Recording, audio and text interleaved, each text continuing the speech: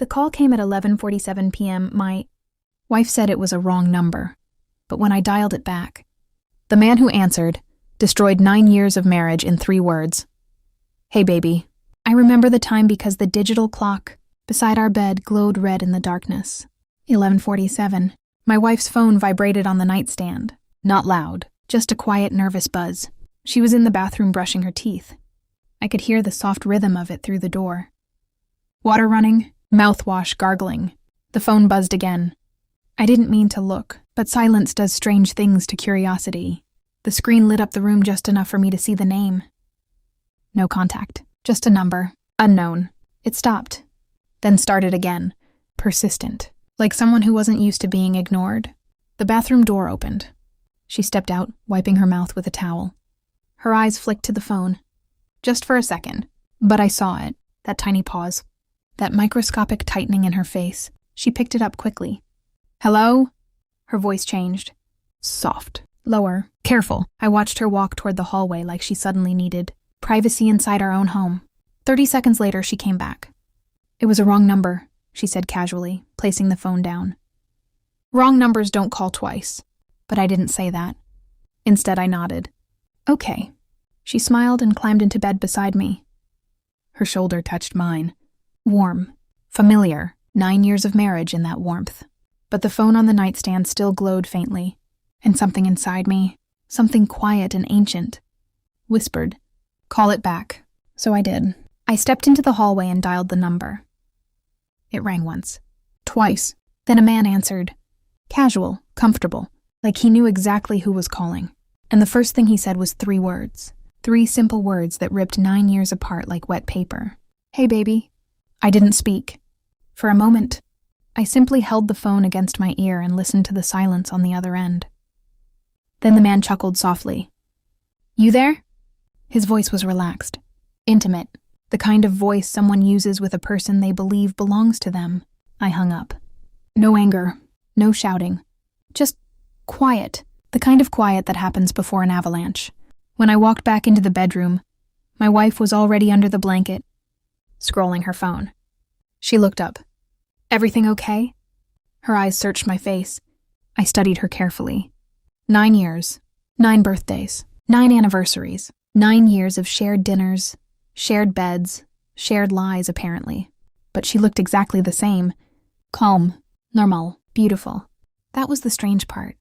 Betrayal doesn't announce itself with horns and thunder. Sometimes it smiles at you under warm bedroom light. Yeah, I said. Just checking something. She nodded and returned to her phone. A small smile appeared on her lips. I noticed that. Not big, just there, a private smile. I lay down beside her again. My heart wasn't racing.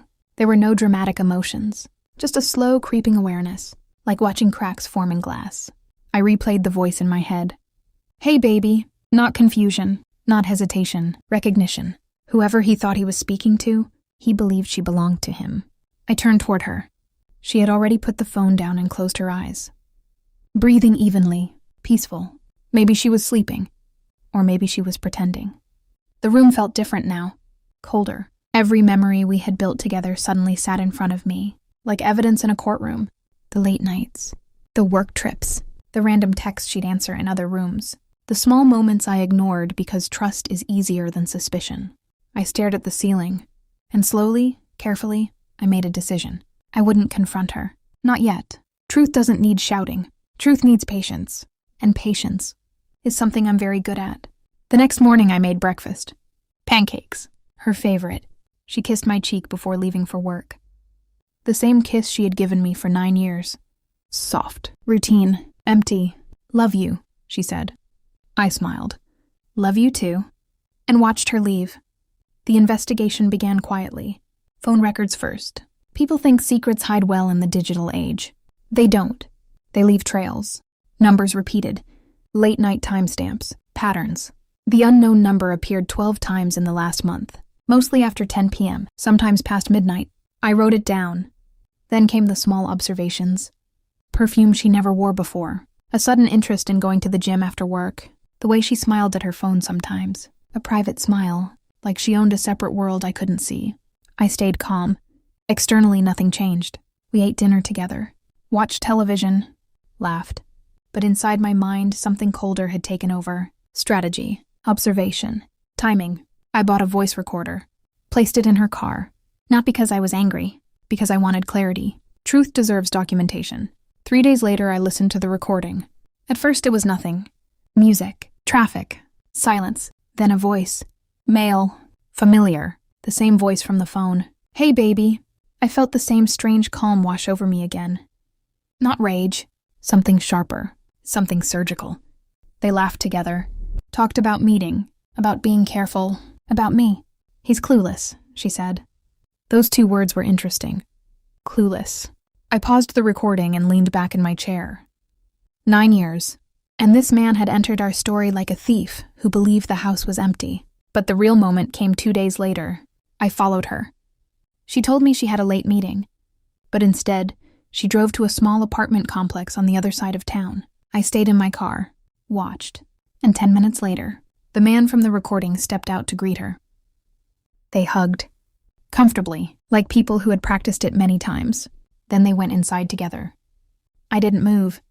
I didn't interrupt. Because the truth wasn't finished speaking yet, and I wanted to hear every word. The final confirmation arrived a week later.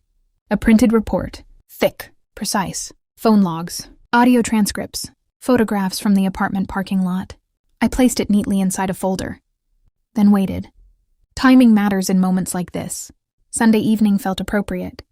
We were sitting at the kitchen table. She was sipping wine, talking about her day, laughing, still performing the role of devoted wife. I listened patiently, then slid the folder across the table. She frowned. "What's this?" "Open it." She did. At first she looked confused, then curious, then pale. Page after page. Phone logs, dates, times, photos, and finally the transcript. Her own voice printed in black ink. "He's clueless." Her hands began to shake. She looked up at me, eyes wide, mouth slightly open. "How?" Her voice cracked. I folded my hands calmly on the table. "Is he good to you?" The question confused her. "What?" The man who answers the phone with "Hey, baby." Tears appeared instantly. Classic. Predictable. "It's not what you think." I raised a hand gently. "No lies." Silence filled the room. Her breathing grew uneven. Mine didn't change. 9 years had just collapsed between us like a burned building. But strangely, I felt lighter. Truth does that. It removes the weight of uncertainty. She cried, apologized, tried explanations. Loneliness, stress, midlife confusion, the usual vocabulary of betrayal. I listened. Quietly. When she finally stopped talking, I stood and walked to the window. Outside, the streetlights were turning on. People were driving home to their families. Some of them probably trusted each other. I turned back to her. "There's one more thing," I said. Her eyes were swollen now. "Hopeless." "What?" I placed another envelope on the table. She opened it slowly. Inside was a printed message thread between me and the man. Her head snapped up. "You talked to him?" "Yes."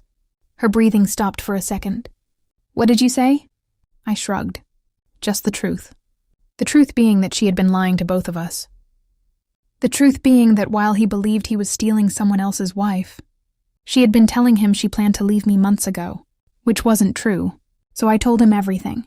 The recordings, the lies, the manipulation, all of it.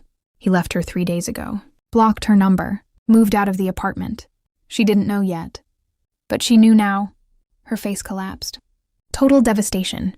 The beautiful secret life she had built. Gone. Just like that. I didn't yell, I said quietly.